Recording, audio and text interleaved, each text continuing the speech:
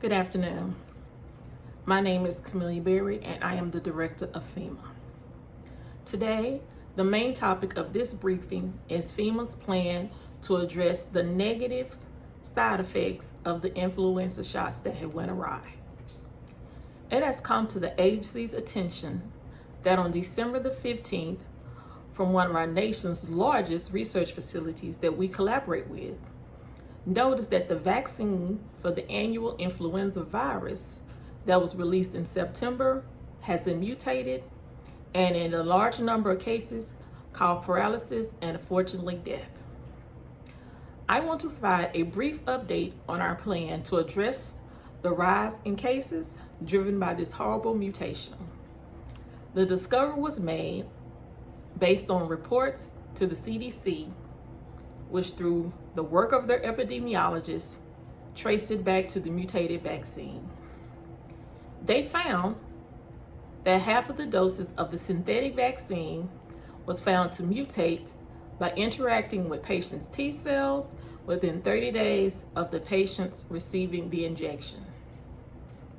Symptoms seem to appear within 3 to 5 days of onset of the injection being initiated. Symptoms to look out for are vomiting, diarrhea, high fever, and headaches.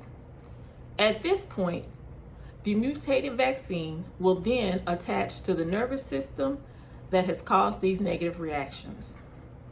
Here are the details that we have as of today. We now have 256,987 paralysis cases and 54,267 death cases. Hospitals have reported that patients have died between the 5th and 6th day of onset. Not all of the cases reported of the paralysis had led to death. Some of the patients also went into a comatose state. Only the second half of the vaccine batch was contaminated, but the vials were mixed when packaged. Therefore, there is no means of knowing which vials contain the infected vaccine. The CDC discovered that the cases concentrated in communities where this particular vaccine was manufactured was in the Midwest and Northeast regions. There is no counteractive drug available yet, but the CDC is diligently working on it.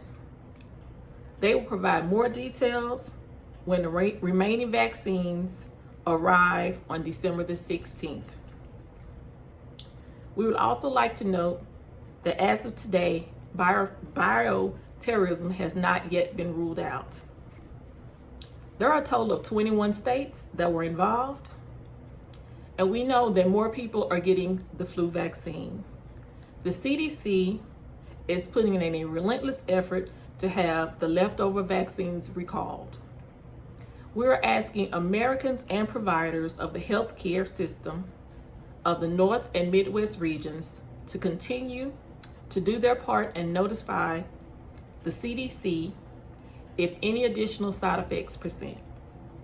We're using every tool at our disposal to try and get the contaminated vaccine disposed of.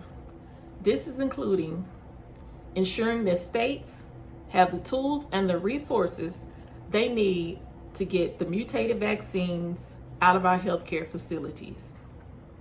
Our influenza response teams, along with experts and personnel resources,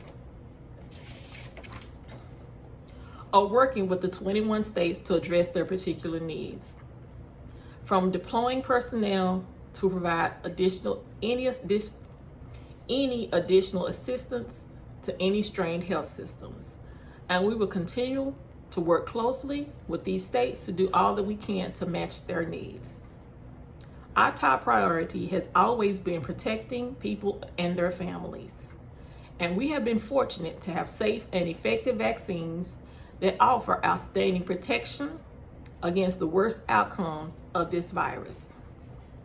The vaccines that were authorized, we believe at the time, were effective. Our goal is to always take proactive steps to extend and enhance protection the vaccines are supposed to provide.